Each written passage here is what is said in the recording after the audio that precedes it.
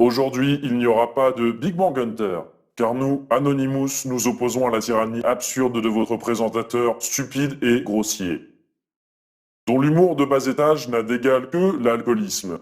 Nous allons donc ici diffuser l'intégralité de son historique UGs, pour étaler au grand jour la dépravation de cet homme qui... Michel ? Nous ne sommes pas Michel, nous sommes Légion. Tire-toi de ma place et ramène une bière. Une bière ? Ça marche.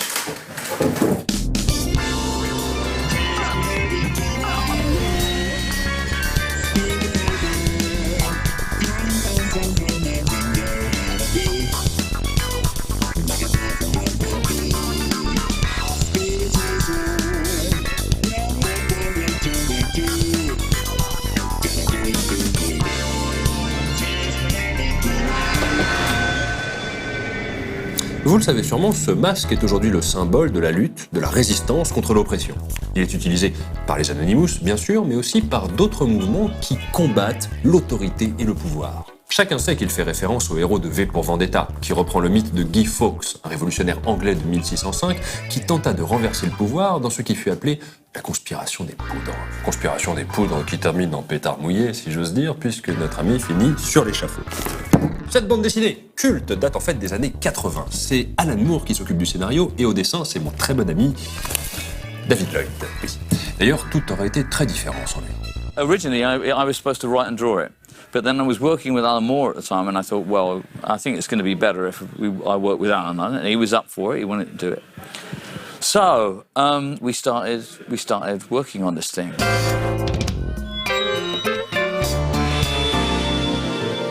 Now, previously, both myself and Alan had done stories that we hadn't been able to sell about urban guerrillas fighting a fascist dictatorship in a future England. Mine was featured a character she was a female urban guerrilla called Evelina Falconbridge. I did one page of it and I couldn't sell it. And Alan also had done another character, some similar sort of story called The Doll. It was a terrorist in white face makeup. So Alan had created this story that he hadn't been able to sell. I'd done, and when the opportunity came up to do this, we thought, oh, well, let's just stick them together. Let's just do that. So that was the origin of why we wanted to do this story about this urban guerrilla. So Alan writes this background to it all. Works out a lot of the stuff, you know, our hero is in a concentration camp, he's been experimented on, he escapes, and now he's going to try the best he can to destroy the government and wreak vengeance on the people who put him in there. That's it, that's what we had. Now that is all we had, basically. The look of the character and these deeper motivations we didn't have. So we had to think about what was he going to look like, blah, blah, blah, blah. I roughed out some ideas, none of it really worked, we weren't happy with it, we were thinking, what can we do, what can we do? Anyway, one afternoon, I had this brainstorm. Yeah, why don't we bring back Guy Fawkes? Because he was a revolutionary, but he was a failed revolutionary. Why don't we bring him back and make him succeed? So we know he failed to blow up the House of Parliament. Why don't we bring him back and he does blow up the House of Parliament?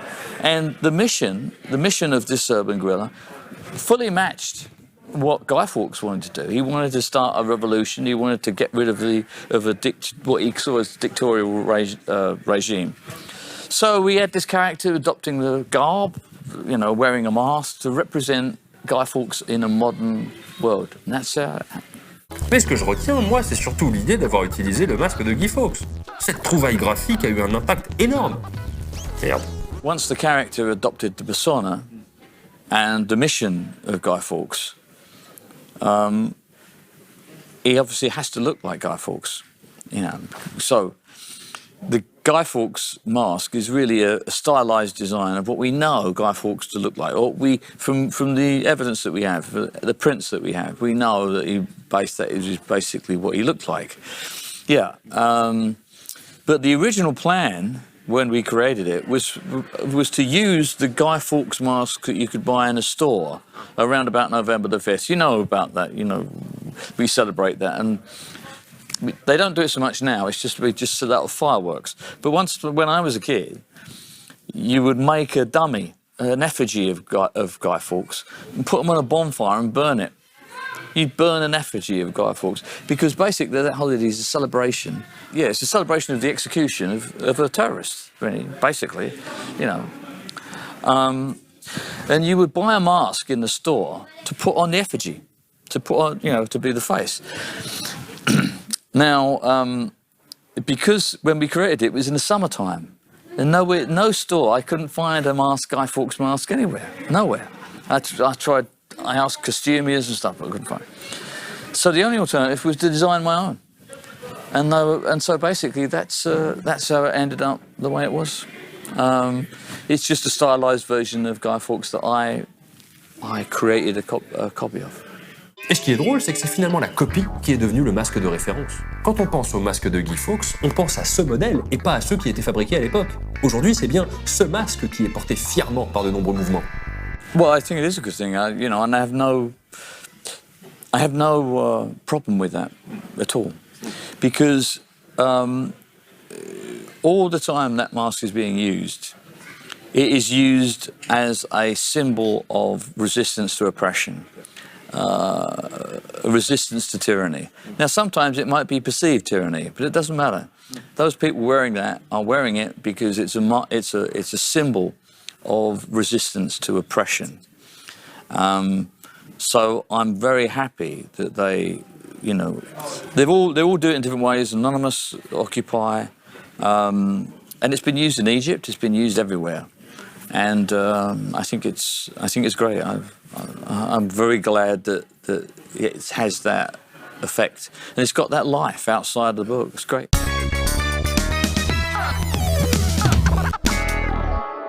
Et voilà comment est née cette figure quasi mythologique, aujourd'hui profondément ancrée dans l'imaginaire collectif.